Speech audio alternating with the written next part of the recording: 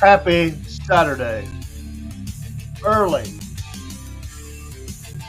Oh, a little earlier this morning. Got a lot going on today. Day before Easter.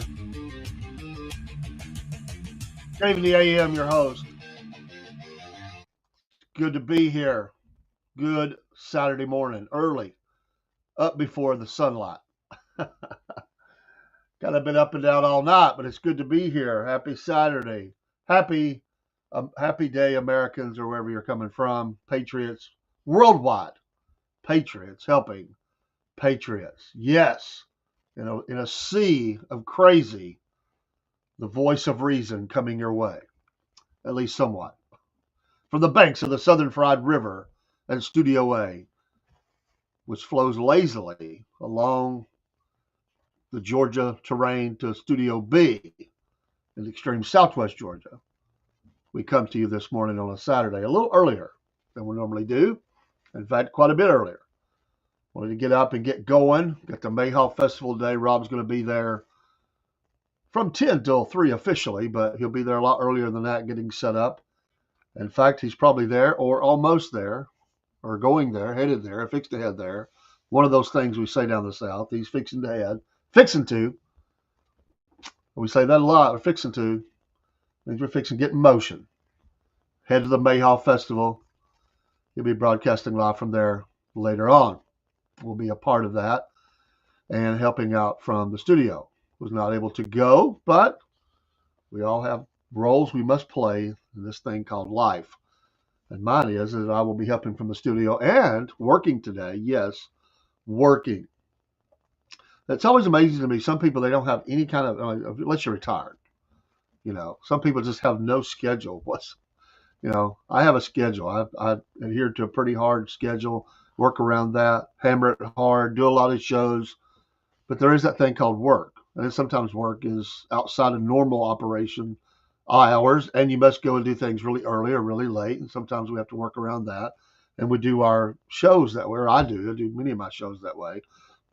You figure out what works and when you can do it. And then you have your set schedule, which generally is pretty much online unless you're sick or something crazy in life goes on. You pretty much go. But some shows we bounce around the schedule depending on how it's going on. and what's going on. We don't pre-announce those too much because they're fill-in shows. They're shows we want to do. We just don't know exactly what time it'll be. So we wait. But then we have those shows that are set, like our Monday through Friday shows are set 6 to 7 generally. And then the night shows, which are 8 p.m. Eastern Standard Time. We had to change a lot of things. The early days, they were 7. We had one at 8, 2 at 7, and some others that were at 7, 6, all over the place. We sort of standardized it.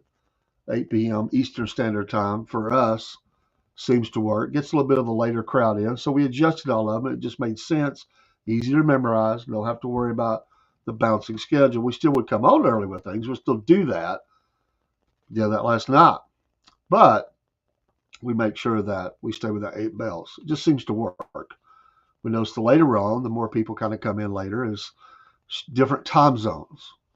That's the thing about when you do podcasts, you're looking at what hours are the best. And sometimes you just experiment. You do something at a wild time, and it sometimes falls flat. You still have the recording there. You might have 2 or 3 people show up. And other times you might have 200. You're like, whoa, okay, where do these people come from? It's finding that magic spot. So, but anyway, good morning. I'm not looking for that this morning. I just want to get up and get going, do a morning show. Do a little news, a little weather. Weather's real cool this morning. I don't know what it's like in your area. It's not bad, though. It feels really good. It's going to be about 80s, 82, 83. I think 82 today, 83 tomorrow, something like that. Beautiful weather. You know, gets down in 40s, 30s, 40s, 50s, something at night. Depends on what's not. But soon, and very soon, it's going to be blazing, blue blazing hot. I don't look forward to that. But alas, that is summer. The coffee is good this morning. Speaking of coffee, the Southern Fried Podcast will have its own coffee blends soon. We hope as early as June. Going to be getting busy with this in the next week or so, setting up some vendors that will help with that, and looking forward to that. So we think through the month of May we'll be getting everything set up, and then shipping in June. So the Southern Fried, we got to get our logos and just stuff that we need to have ready for that. And moving out, we have our own coffee though. Love coffee. Coffee is one of those things that's universal right around the world. I mean, there's not a country that's like anti-coffee. There might be people that don't like it.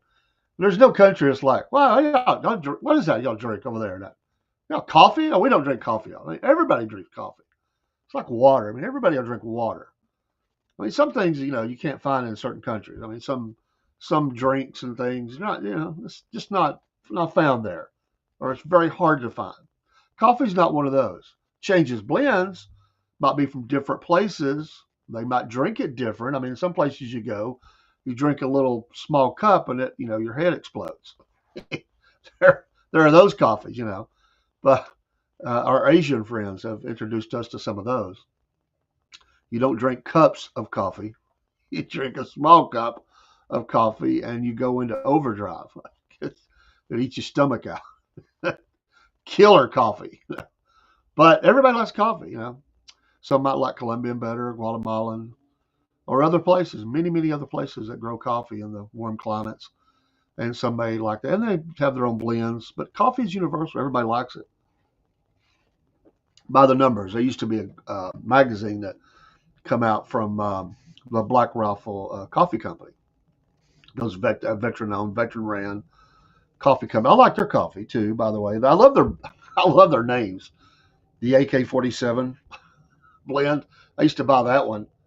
I still go if I'm in. I haven't brought in some of the containers of coffee of them, but if I'm in, and we may be in Pigeon Forge, Tennessee, even tomorrow afternoon, as we're going to still try to get away for a couple of days for me and my wife. They have a branch up. They have a franchise up there, and we like to go in and get coffee. I'll probably buy some when I'm there instead of shipping it in. I'll just buy while I'm there and save the shipping because I'm gonna be paying for that anyway with my gasoline. So, but I like their stuff. But anyway, they used to put out a magazine. They still do videos, but they stopped the magazine. I used to love that magazine. Great stories. But one of the very early, because they really take their coffee serious, which you should. But early on, they had a series of articles about how we get our coffee. And I really enjoyed that. And there were videos that you could go watch, links within the articles. You just scan with your phone. You can watch from your phone and go there and watch these amazing videos of people in different areas of how they. I mean, it's somewhat the same, but there are slight differences depending on area, country, different things they do to get their coffee and how it gets to you and kind of where in the world those kind of coffees from that place generally goes to. And it was quite interesting. I really enjoyed um, that series of articles. I wish they still did that. It just got a little bit much for them to do. A lot of soldier stories, war stories, things like that. Recovering stories, people that are recovering from their wounds. I know that Black Rifle Coffee got on the wrong side of some things because they weren't all true blue conservatives. Some of them were a little bit more center, not left, but center, and it kind of irked some people. People kind of jumped on over with some other coffee companies, but anyway, the magazine was great. Whether people didn't like some of their politics, and that goes way back. They felt like they kind of sold out a little bit. I'm not saying they did. I'm just saying that was the talk at the time. And there's other veteran-owned and ran coffee companies, and we salute them too. We love the very patriotic coffee companies, in America First and all that. So we'll definitely be that. We'll definitely have a Patriot blend. In fact, we'll probably have the Southern Fried the Morning Patriot blend. The Morning Patriot blend will probably be one of them. And with 55coffee.com, which is advertised on many Rumble shows, and we've helped to advertise for it with shows like Killer Carl's and things. And by the way, if you're going to order, it's great coffee. I've got some of the studio here, 55coffee.com, I think out of Michigan. And I ordered some of it, and it's just great. But anyway, Carl 15 is Killer Carl's promo code. If you're going to order some and try some, might as well get a discount while you're doing it, and it helps him. Carl, Carl 15, Carl 15, 55coffee.com. They have a Freedom Blend, which I have here in the studio right now, and they have a Guatemalan. I haven't even opened it. It was a surprise in the package. Every time I go to make the coffee, I can't help but make the Freedom Blend. I love that, and that's the one that generally Carl advertises for on his show is that blend, and it's great. When I opened it, got the box in, I was telling my wife, I said, "Hey, the coffee's here." It was like an event, Hey, we got coffee coming in. I opened that box up, and as soon as that aroma, we didn't even open the package yet. As soon as that box was open, that aroma kind of, flew up in the air. My wife got a whiff of that. She's like, "I want some of that." That's when you got a great coffee. And I said, "Oh, what's this?" It's a Guatemalan blend. But anyway, my wife wanted to hold. You got to hold it, smell it. I said, "Oh, we can open it up." I was just open it up. It was like, oh, what a smell. She's like, "You going to make some this morning or this afternoon?" Whenever it came, I think it was the afternoon. I said, "Well, I can, absolutely." Hey, Michael, Black Rifle coffee is good. Michael, you should try it. We'll have to bring you some sometime. If we go up there, I'll try to get you a little pack or something. It is good coffee, and they do take their coffee serious. They absolutely take their coffee serious. But they've got all these military terms. I mean, some of the imagery and stuff. I didn't take it. I mean, I took it to work, but I didn't show it because I felt like it might cross a line. They don't care, but it might be. Need one called Cornbread Bucks.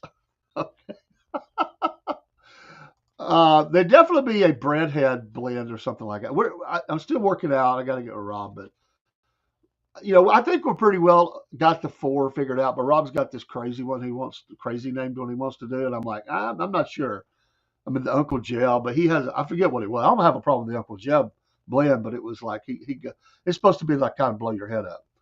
But anyway, they had you could go to their website, the Black Rifle Coffee Company, and I have mugs from them. In fact, I need to get my mugs from work and bring them in the studio. Love their mugs. They're some of the greatest mugs, and that's a big deal for me. Now, I just got a cup this morning, but a mug is that creates an extra added blessing to the drinking of the coffee if you've got the right kind of mug. I mean, I want a mug I can hold on to, I don't have one right near me right now, but it's not a little dainty. I just can't do that. You got to hook 2 fingers through. I mean, I'm never comfortable with that. Maybe cute, it's nice for the shelf.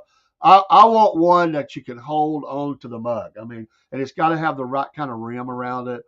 There's some of them just they're not. It can either help or it can hurt. He hadn't mentioned that, although I could see him going with it. Uh, who knows? There might be a mystery blend like that or something. Uh, but I would just call it. It won't be called this, but basically for Rob, it'll be basically the redneck blend. He won't be happy unless we have something like that. So I see. We still got to talk to him, but we don't. He's got this request. He wants pecan coffee. I don't even know if we can find. I don't know if we can work with that. We may have to do that separately or something. I don't know. But I see us with 4 blends starting on. Your morning blend. You got your mama said blend, which is a little mid level. The nice smooth, a little bit darker blend with a front porch blend, and then we'll have that crazy, the kind that, like I said, blows your head up. You take 3 sips and you're wide awake. You're going down the road. You don't need anything else. I was talking to this guy day before yesterday. We were talking about energy drinks, and of course I do the Dubby, no crash, no shakes, and none of that. Oh no, there's no chance of that. I'm not doing. He will, I'm not into. I'm a very straight on kind of guy with coffee, and I doubt we'll even be able to. I ain't gonna say for sure. I don't know if we can find the pecan blend or not, but that's a little harder. That maybe have to be something separate. We work out a deal with somebody in South Georgia or something. Um, but I'm not much into those kind of coffees. We're going to be straight on. You want to hit the biggest market, and when you get into specialties like that, it can be. You got to find the right people for that. So, but pumpkin spice, no, it's just going to be a good Colombian coffee. So, but you can do things to enhance your coffee, or it not be. Back in the days when I smoked cigars, it's the same thing. I mean, you could have, still love the aroma of a good cigar. I just don't smoke them anymore. But there are things you could do to have a really good cigar that really enhances that experience, or it's okay but not as good. So same way with coffee. There's the experience of it. When we're on vacation, I love to just because of family, because you're all there together. Not, but when you're at home, everybody's going in different directions. You know, good morning, Jake. Everybody's going to work or school. I'm usually helping with that while I'm still in bed. But on vacation, we all get up about the same time. Some are dragging up, getting the sleep out of their eye. You got to want to go to breakfast. You're trying to get everybody ready. It's like moving an army. But anyway, I'm always up first, generally when we go on vacation, and I like to go out first thing in the morning. Every morning when we're on vacation with a Bible and a cup of coffee. That's what I do. I start my day with prayer, scripture, and a good cup of coffee. And then typically by the time I'm about ready for the refill, here comes a grandkid with sleep in their eye. One of them will be up, and wanting to know where we're going, what we're going to do. But that's kind of how I start my morning. Jake says my roommate made sausage this morning and brought me some. Well, you know what? I'd say that's a good roommate. If you're getting made some sausage, I'm in. I'm in. I like a good sausage. I can just eat it by itself. Biscuit enhances somewhat, but by itself, the sausage is just great. If you got a little gravy with it, we could crumple that biscuit too, but even crumple up the sausage. Robin hate that. I would love that too. Good morning to you there in Instagram and other places where you're coming in this morning. We hope you've got your cup of coffee this morning or your sausage like Jake and enjoying your morning thus far on this Saturday before the day even breaks. We're up and at 'em and ready to go today. We'll have a Southern Fried MAGA morning show. I want to talk about the things that well, Robert's getting ready for, I would say normally he's not even up, but Robert's up and going to the Mayhaw Festival, Jake. He's got to get set up. They have to get up and get their cars out of the square, and then it'll kick off at 10. So he's probably either loading. I think they're already loaded up, but they're either fixing to leave. That's kind of how we say in the South, or they're en route to the Mayhaw Festival in Colquitt, Georgia. We'll be having live coverage from there. I cannot be there, Jake. I had to work. Things changed. One guy got hurt, and another guy lost his ability to do the job. I don't know if he's fired, but he's lost the ability to do his job. So I lost my replacement for the day. I work on Saturdays. I do streams and I work. I'm raising a granddaughter. I, I do a lot of work. Love my granddaughter. My granddaughters come with prices. So no, I'm not going to be there.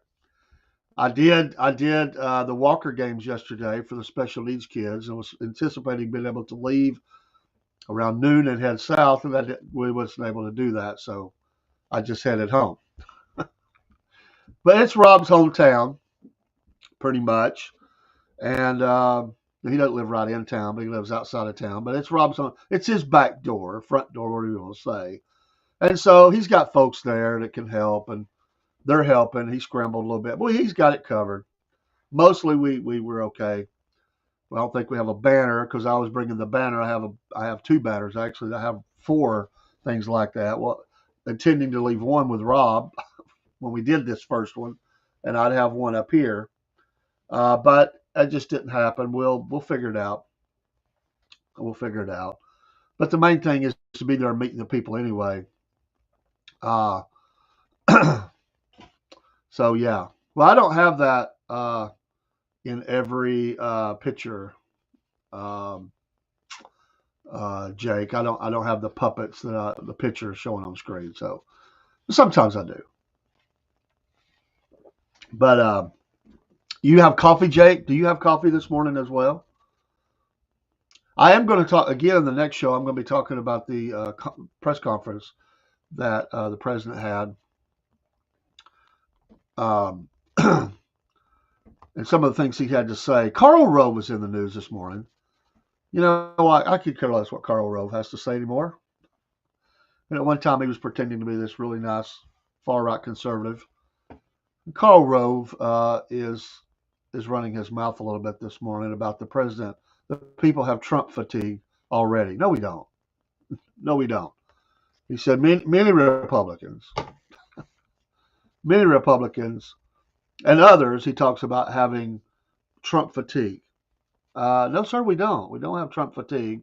What we do have is Karl Rove fatigue. He used the words exhausted. Many Americans already exhausted by Trump. Karl Rove, you're just looking to be relevant, and you're not anymore. But you still have people that have put you on the camera and probably was paid a little money to come out and say that. But actually, he did a guest column. I think he was on TV as well. But he wrote in the Wall Street Journal that much of what Trump has promised, not like this is a bad thing, on the campaign trail is done or has the full attention of his administration, he wrote. Well, duh, I absolutely have gotten it done. He said, however, quote, every week, the White House throws its weight around a new issue that went largely or entirely unmentioned during the campaign. What, we can't add to? I mean, if you're kicking butt and you're taking names and you're getting things done, Mr. Rove, can't you not do more? Not exhausted. We are moving at a fast pace and a speed, but it's things are getting done. So he's now the expert on many Americans. Give me a break, Mr. Rove. You're not the expert on many Americans. He says that, and he mentions rename the Gulf of Mexico. That was mentioned during the campaign. Acquire Greenland, take back the Panama Canal, make Canada the 51st state. Americans find themselves asking, where did that come from? They support the president, you knucklehead. And all of those people have generally been supportive of that follow the president. They joked about it, laughed about it. They said, if it's true, it's true. If it's not, it's funny. I'm not exhausted. We're just riding the wave. How do you get exhausted on the wave, Karl? It's exhausting to you because you're not relevant anymore. You're not the center of attention here. Nobody's looking at you and your little outlines and boards and stuff that you do like Tim Russert. No, Karl. No, we're not exhausted. I know of no American in my circle of friends and acquaintances that have said to me, Dave, I'm just exhausted with the president so far. I'm just worn out. Are you kidding me, Karl Rove? Most Americans are too busy. They're catching the news and like, oh, okay, yeah, okay. He sent the guy to El Salvador. Great. Oh, the Democrats down there trying to get the guy back. What? Oh, well, okay. He put a tariff on China. Oh, he upped it. Oh, well, let me go to TikTok. Let me go to, I got to go to work, or I've got to watch my show. I'm on Netflix. No, no, Mr. Rove, you're wrong. It's a stupid comment. Most Americans are not exhausted with the president. He goes on to say, Trump also vowed to, what, quote, break inflation. Barroso said that has been replaced by fixation on raising tariffs, which nearly three-quarters of Americans expect to hike prices. We know it's going to hike prices, and what we know is that we're going to win this. Already deals are being cut. He goes, message discipline has never been Mr. Trump's strength. He doesn't avoid drama. He relishes creating it, Rove wrote. He wins the drama. He's always out in front of his enemies. He's always pacing the field. God, this guy kills me. Mr. Trump seems to feel he's winning only if he dominates the coverage, sets the storyline, advances the narrative, and pulls a surprise or two. Mr. Rove, you knucklehead. It's called being out in front of all these, the legacy media, all your enemies. They had 4 years to plan their moves. They're not just popping them out of a hat. They have actions they want to do. They're trying to move on them as fast as they can. Undoubtedly, yes, because you need to get as much done as you can, be ready for the midterms. Yes, going to move at a fast pace, but exhausted. All I said was if we're moving really fast, there are going to be things we might have to tweak a little bit as we go because we might run into things they weren't expecting. And so he says exhausted. It won't matter then to the White House aides if some headlines are bad. They can always create another controversy in which Mr. Trump is the center of attention. Shut up.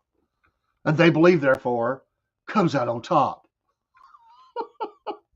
Well, Karl Rove sounds like a little bit of the left crazy, Michael. President Kupsky's the left crazy. All he's done is played them, and they have fallen for it. Yes, squabbling between each other. I believe everything possible will fall into place while the left loses. Oh, and they're losing. They're losing big time. Well, let me circle back to that in just a second. Let me finish this hit piece by Rove. It's not that long. He says, dun, dun, dun, dun, dun. Rove said that while Trump's most ardent fans have found the past 8 weeks exhilarating, I love his use of adjectives, many Americans have had way too much thrown at them in a short time. Mr. Rove, again, most Americans are not even paying attention to everything that's going on. They're catching the highlights with their morning coffee. They're listening to it here and there in little news breaks that are happening with their favorite shows or morning shows or whatever they're watching, or they're looking at it on their phone and whatever pops up. They're not exhausted. They're not just having so much thrown at them they don't know what to do. My goodness. He says, but being in the non-MAGA world, which includes independents and Republicans, the start of Mr. Trump's second term has been, there he is with that word again, exhausting. They aren't used to this pace, confusion, and incessant combat. Theodore Roosevelt's daughter said her father wanted to be the corpse at every funeral and the bride at every wedding. So does Donald Trump. It isn't obvious that America wants that too, but we know he won't change, Rove concluded. Once again, Karl Rove, shut your pie hole. Is that what you got? You are so off base. Americans are not fatigued. Americans are glad. You know what Americans feel like? We're not moving fast enough. We've got to stop things before the left gets a hold of it and tries to rip it up and stop it. The rogue judges and things. They say put the hammer down more. Let's get it done. Let's go ahead and feel the pain, get it done, be over with, and put these deals in place. No, we're winning. We're kicking butt. That's what happened. Did the troops in the first Gulf War, did they use the word exhausted as they crossed the desert and they were crushing the Iraqi army? I mean, just absolutely crushing it from every side imaginable. Were we exhausted as we crossed that? No, we hit them at such a pace you win. And that's what you do. You win. You don't give them time to retreat, entrench, fight again. No, you just annihilate. You just obliterate the blockades and stuff in your path. Stupid. And so while all this is going on in the administration, the left, which just can't seem to get on the right side of history at all, They go down to protect this bad dude in El Salvador. Oh, this is a bit like front line, like all of Americans all of a sudden are going to pat them on the back. Oh, good job, Democrats. I mean, way to go take care of this guy. He's such a nice guy, gang member, human trafficker, yeah, oh, we got to take care of him. Well, the former ICE director says that he will be removed again if he returns. That's what he says this morning. He accuses the Democrats of grandstanding in the high-profile deportation case of the Maryland man. Well, absolutely they are. They think they got them a hit piece. They think they got them a story that's just going to make all Americans stand up and turn their back on the president. You stupid people. You have nothing. Now, what you may get is some campaign money from your followers, the crazy left. You know, I remember remind me of the movie, the Crazy Ivan, the subs. In the movie, the crazy moves that the Democrats make. Oh, they'll pour out and pour money into that. The Democrats are not united. They think they've got a piece right now. There's a lot of Democrats trying to unite behind this story. It's going to fall flat on their face because they always back the wrong people. Most Americans are not for this dude. The majority absolutely are not for this dude. Once again, you're a day late and a dollar short, and you're not being championed. You think you are because you live in a bubble that you think makes you look good. You do not look good. In fact, you look stupid. And that whole stupid move, all the problems we've got in America, all the problems we still need to fix in our cities and stuff, yet they're worried about this guy that's down there where he needs to be. That's your main goal. That is your agenda. We got no problems if you keep that kind of crap all up. Just keep it up. The midterms won't be a problem, and neither will the next election cycle for the president. Just keep on doing what you do. That's the one thing you can always count on out of Democrats. They never change. They always keep doing what the left does. They just keep doing, and they just keep doing it worse and worse on a level that is crazy. And Americans just need to stay wise to it and not fall for it. So yeah, Karl Rove, come on, dude. I never trusted that guy. Yeah, he came out at one time. He was the Mr. Conservative, Mr. President, helpful, campaign manager. No, Karl Rove, you are far past. You, sir, have been exposed, and nobody cares what you have to say anymore. Not on a large scale. Karl Rove, your day is over. I mean, there's a lot of talking heads out there that just they hang on. They're hanger-ons. Karl Rove is a hanger-on. He doesn't have the capacity anymore to be out front. So he tries to come out with a hit piece with something he thinks is going to be the wow moment, and the Journal puts it in there for him, and there'll be some libs read it, go, oh yes, we've got him where we want him. Look, even Karl Rove is against him now. We don't care. Karl Rove has never been the mouthpiece for the conservatives in a long time, maybe ever. But there were times when he probably had many of them fooled. Karl Rove, you are not the spokesman for, and you are not the prognosticator of all prognosticators.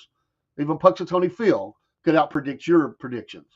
Karl Rove is a loser anymore. He doesn't speak for the administration, and he doesn't speak for the majority of Americans. Good grief.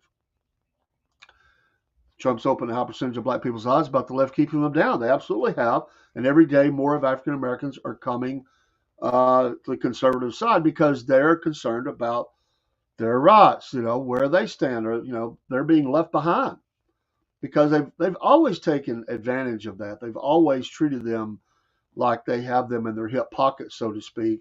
And now they're just straight on coming against them in their values and what things that they've always thought that they cared about. More and more are seeing that they are not supported that way. There are many who still believe that the Democrats are their friends and leading them. Yeah, but they're really far left. I tell you, many friends, they don't even tell their family. I've said this before. But they also are pulling more family members with them as they talk offline. But like they can't tell the old guard, Democrat old guard in their family, they can't tell them.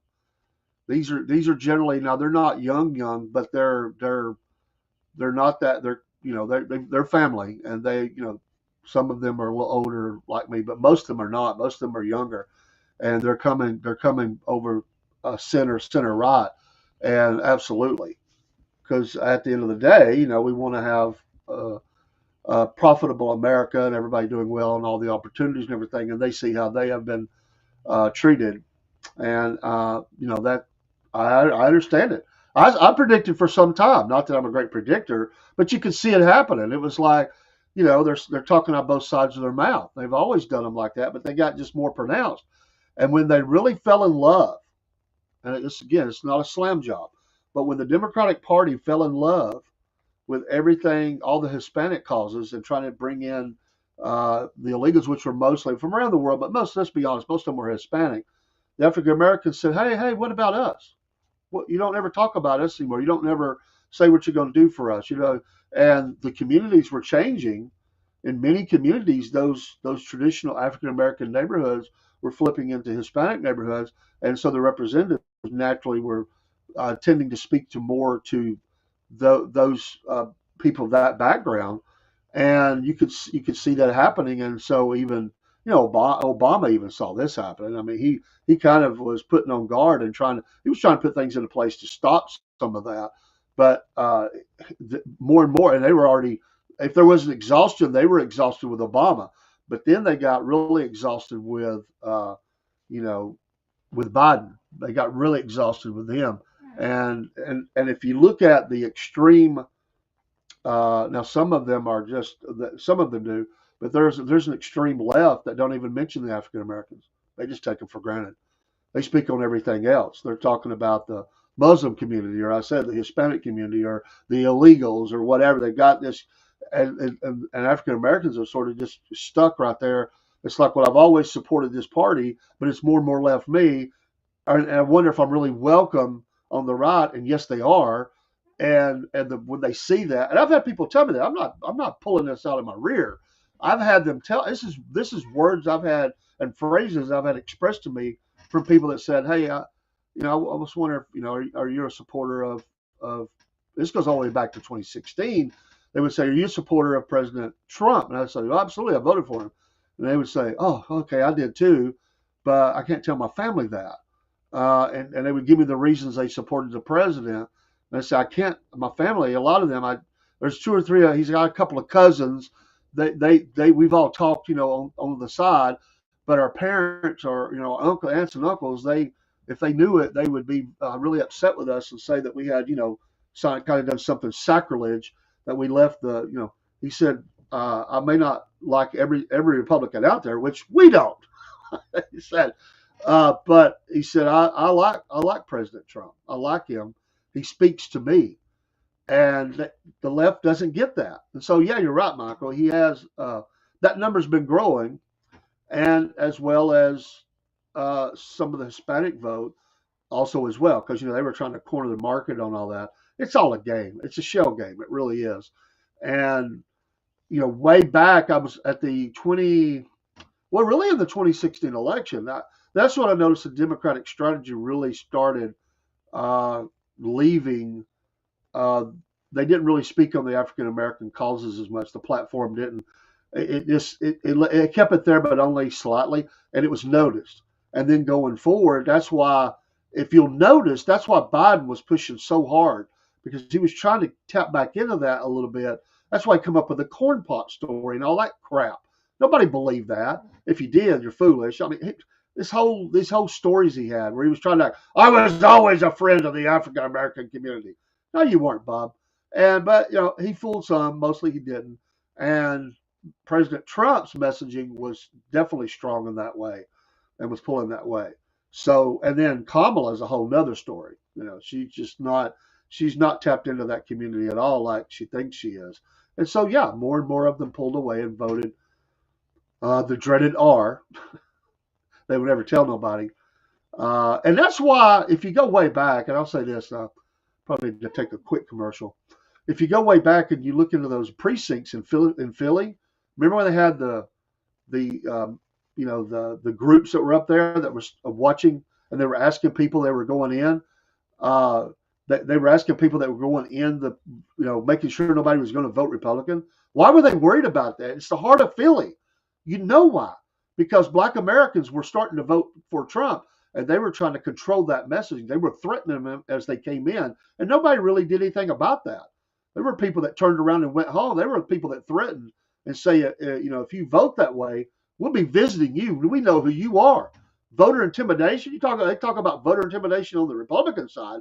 Well, they had military, terror groups, militia groups standing in front of voting precincts in Philly, threatening African Americans that were coming in. They felt like was going to try to vote for Donald Trump.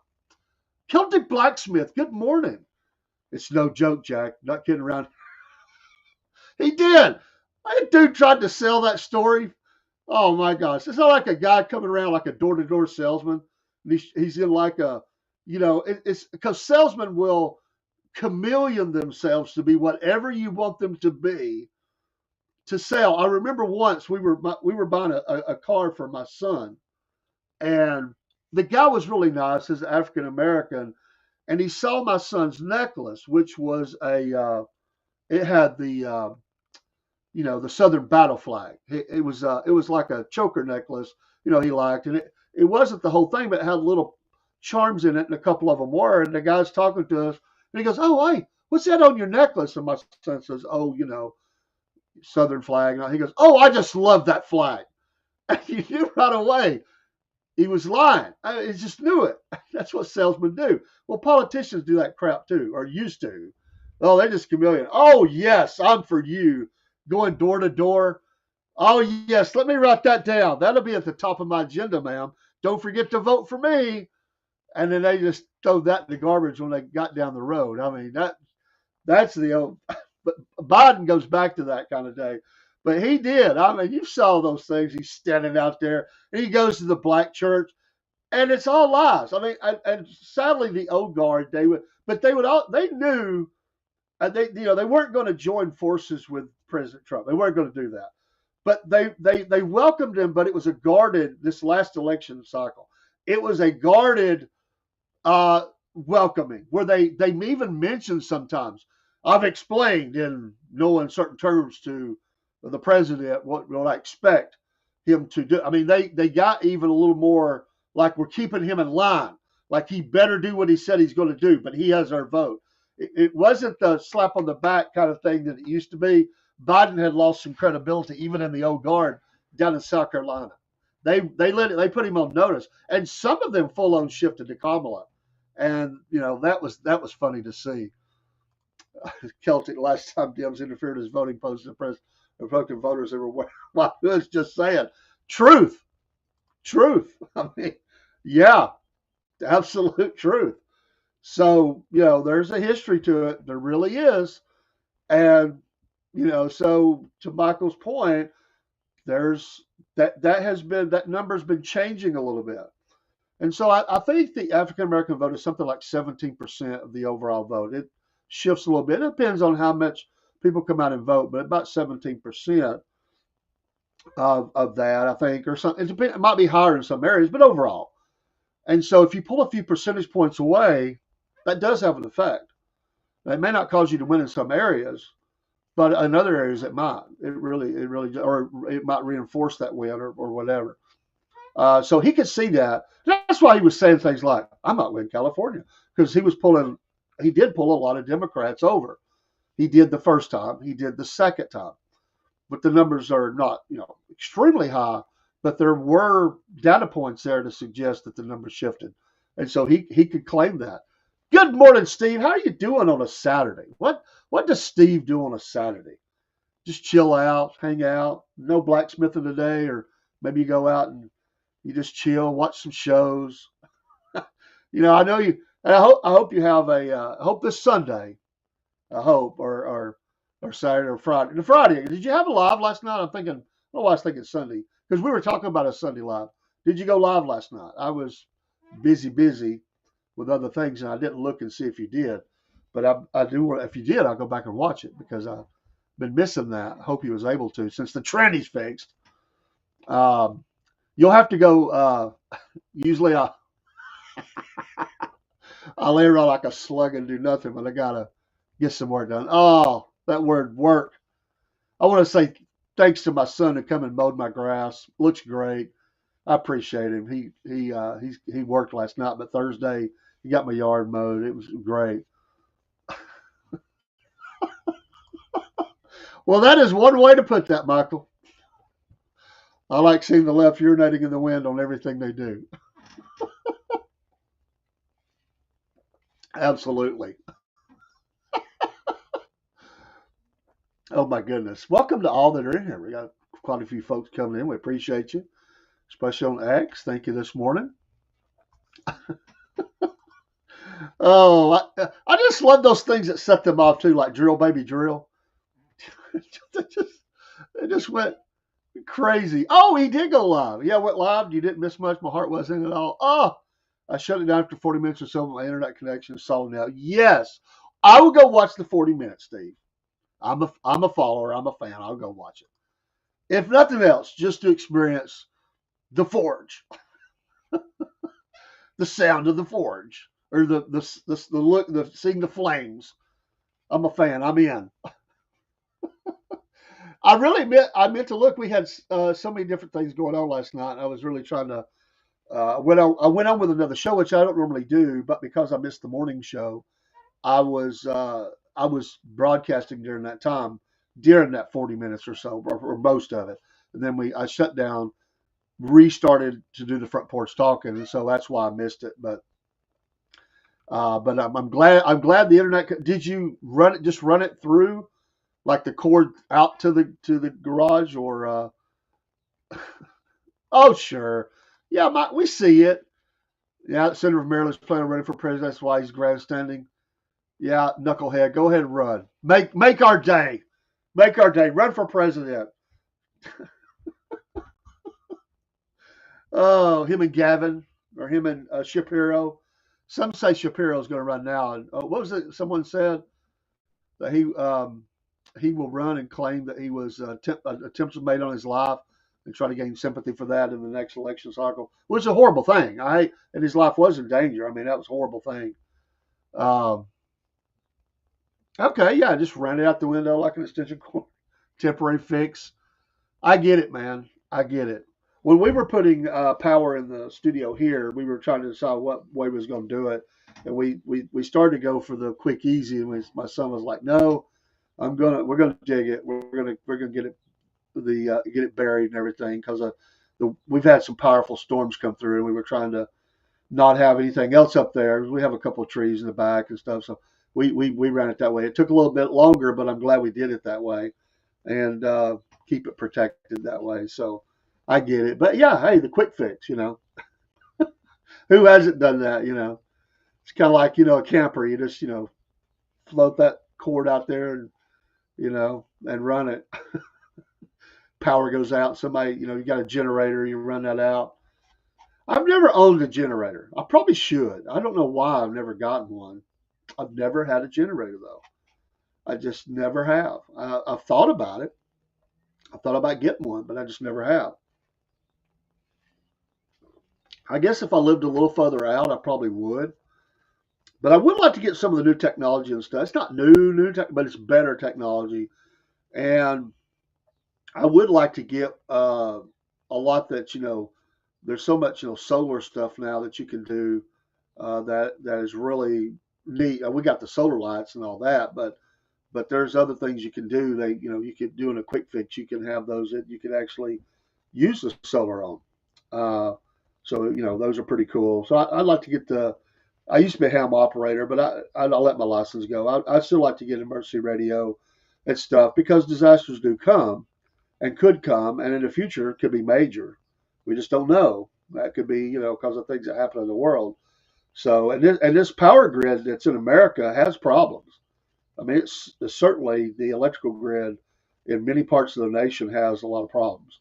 So I would want to be hooked up and prepared for a couple of weeks or maybe even longer to be able to, you got your little stoves and stuff, grills and stuff you can do.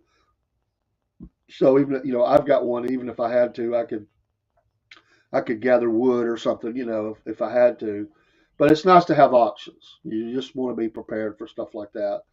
They used to laugh at the preppers. Remember back when they laughed at them? Oh, he's a prepper. He's up in the woods somewhere storing up for the disaster to come. People don't laugh at that as much anymore. In fact, very few. Only loony lefties probably laugh at that.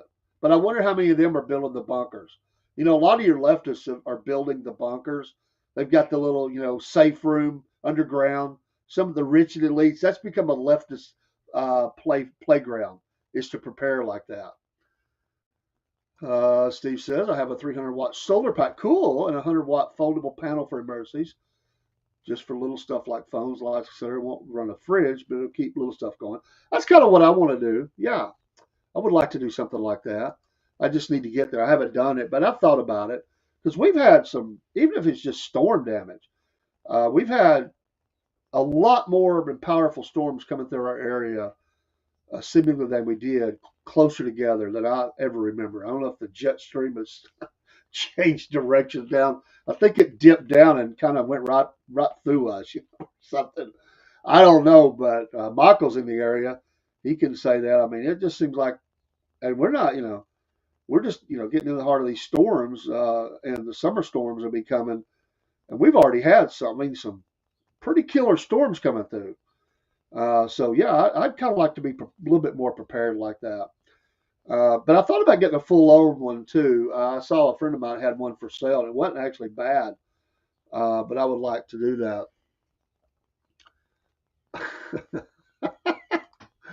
Cool. During the first wars, you could create radio-free cornbread underground. Absolutely, that's a good idea. This is Dave in the AM radio-free cornbread coming to you from the Southern Fried Bunker. Can you hear me out there? Uh, no, I didn't have. Didn't watch a show, Jake. But I will be glad to.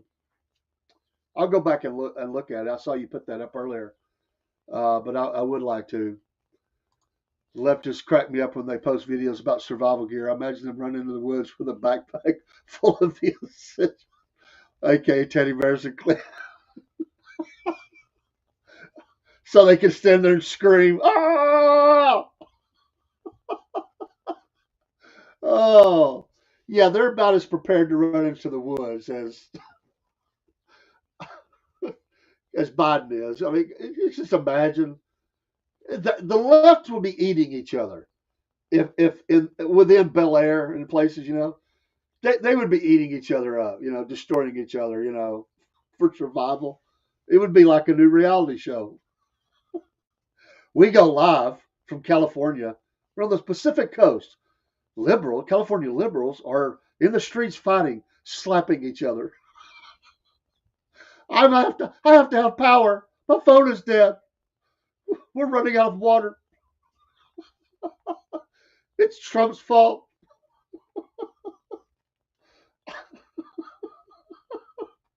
Don't you just love it when you see leftist fights? I like to see them fight, but when they try to fight, it's always weak. They curse a lot and scream, slap.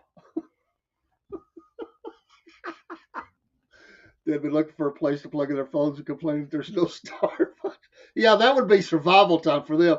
There's no Starbucks. What am I going to do? My phone is dying.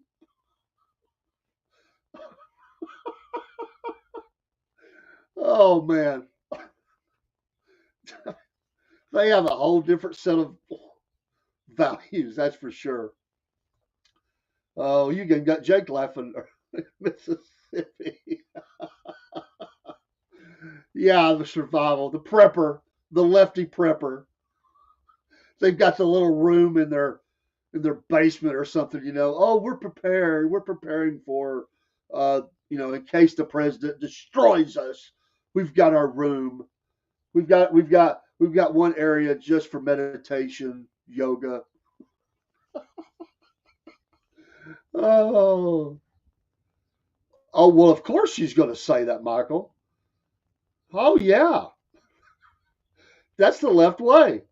We didn't do nothing wrong. It's all made up. It's all a story. It's racism. They're trying to take us down, just like they always done. It's always that way. They always claim it's fabricated. It's disinformation. Well, we never did nothing like that. Are you kidding me? We're good people. I mean, we don't break the law. We enforce the law.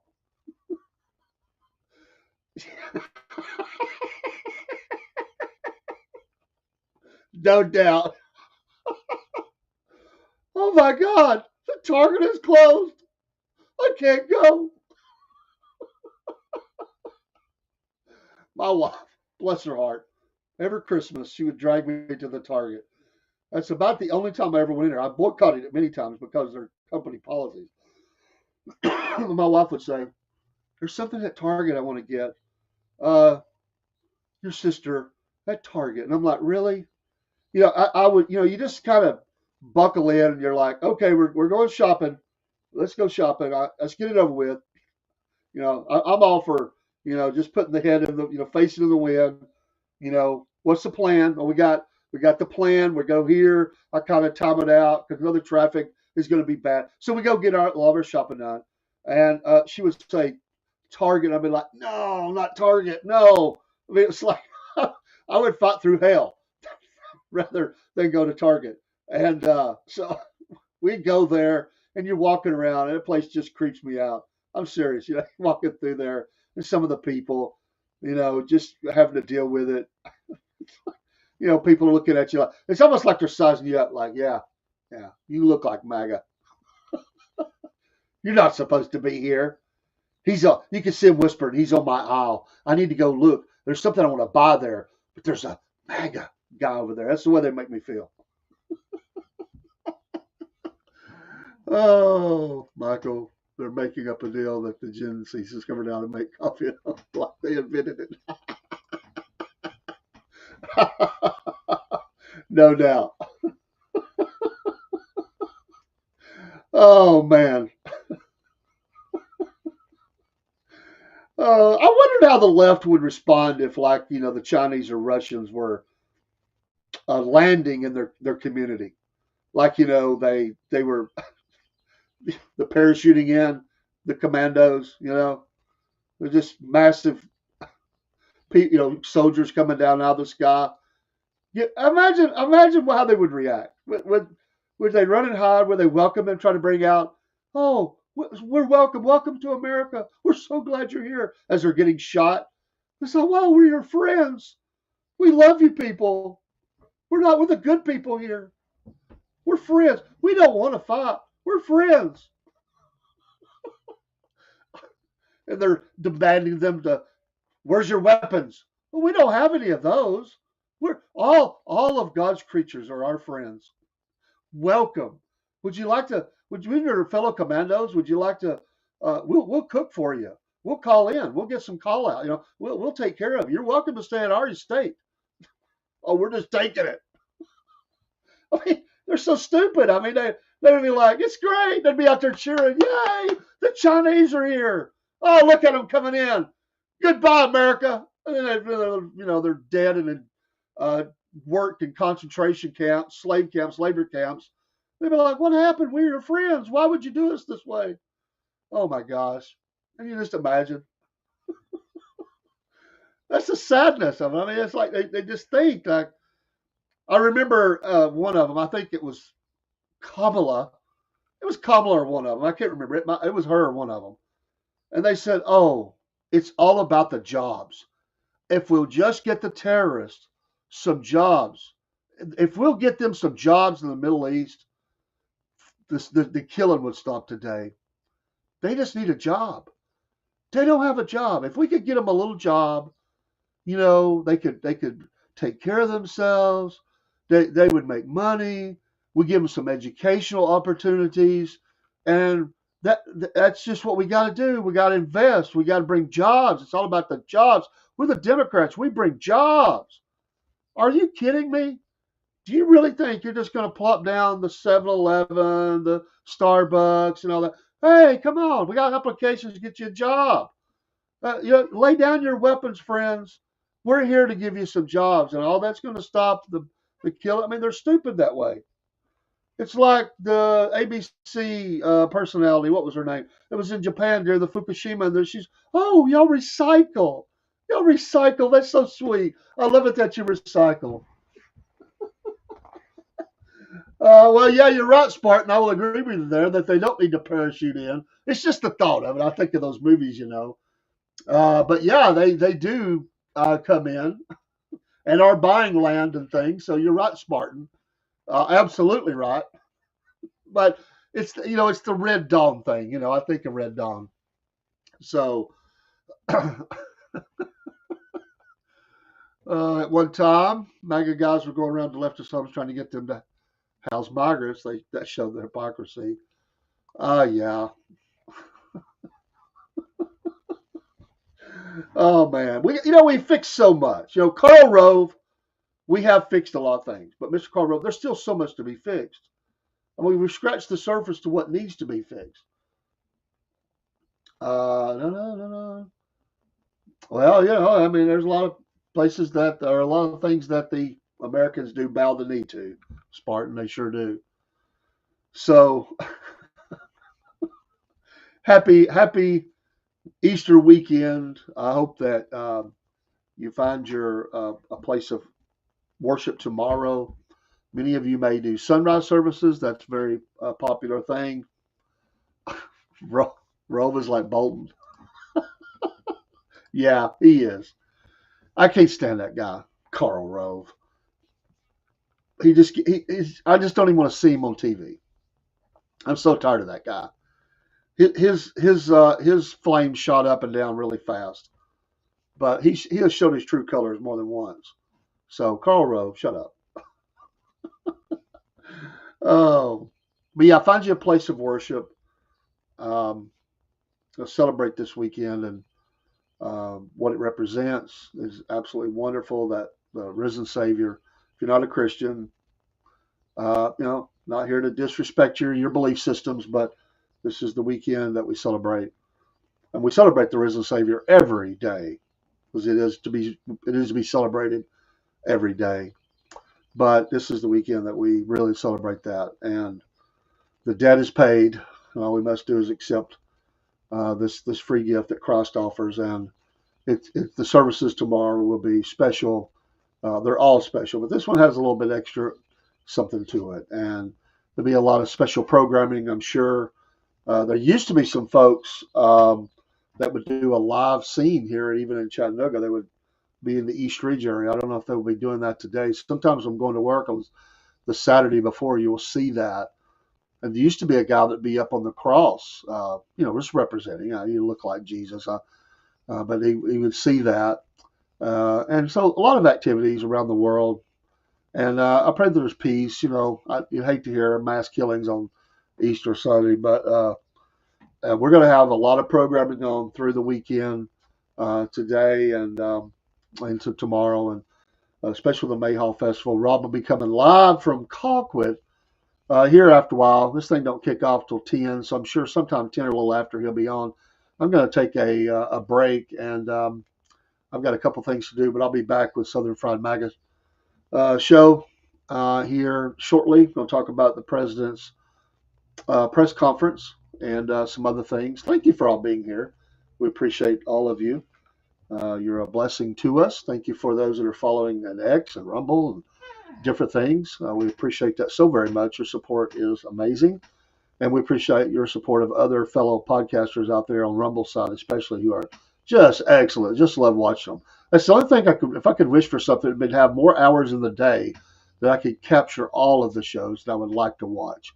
I try to watch as many as I can and catch as much of each broadcast as I can, but sometimes it's not possible. But I do go back and watch older shows.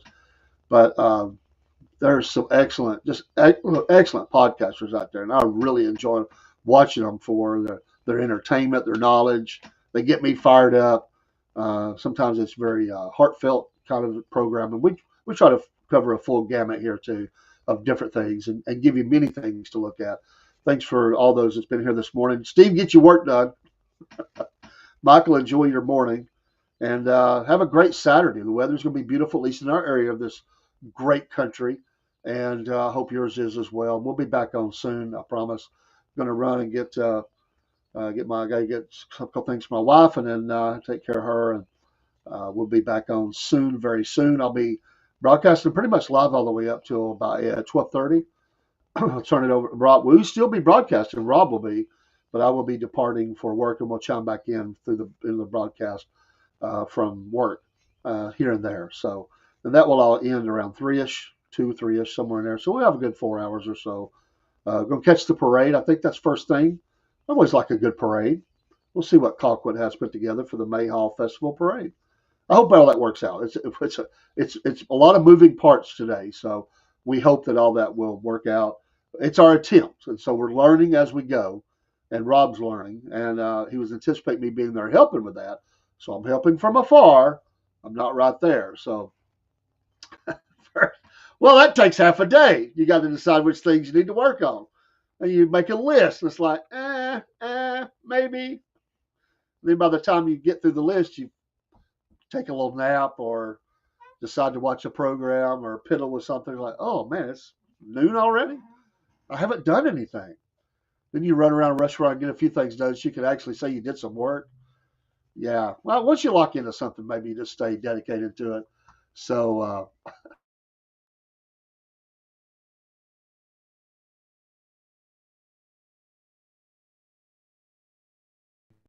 Rumble Studio giving me a hard time this morning. Sorry about that. Every once in a while we lose a connection between the stream. But anyway, I'll be back in a bit, not long. Salute to you. Happy Saturday. God bless you. We'll see you soon. Dave in the AM here, the Southern Fried Patriot Morning Show. Yeah. All right. A little music on your way out. Again, I like the aggressive this morning. Got to get fired up.